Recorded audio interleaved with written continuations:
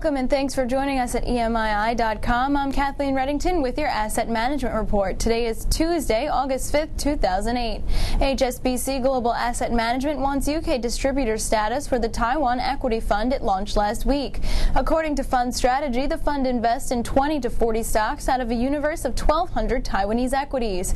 According to HSBC, it has an attractive price-to-earnings ratio of 12.4 times.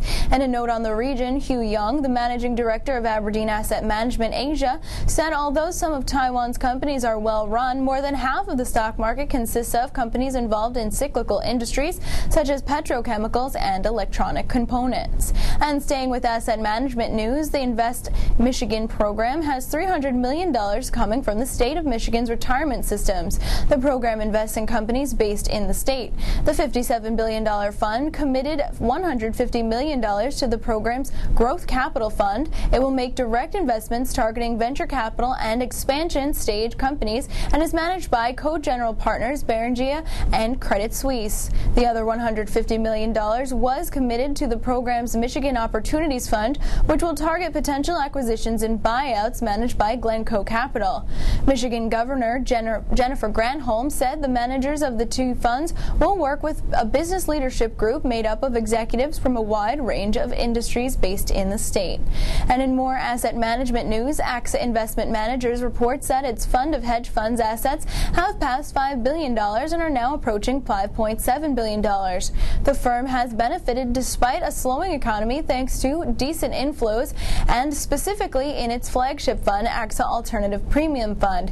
The firm also sees interest from investors who have done well with the firm's insurance money within the overall group.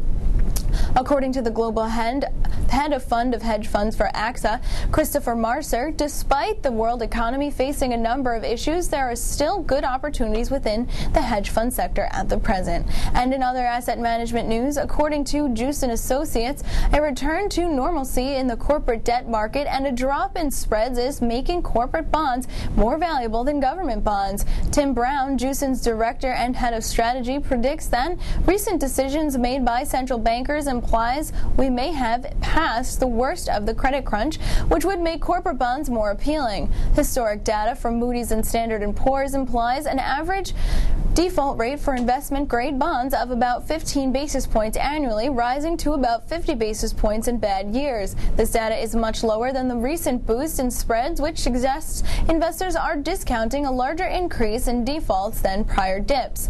And that rounds out today's Asset Management Report. Thanks for joining us on EMII.com. For more details on these stories and much more, click onto our Asset Management channel online, read the full stories and the latest developments.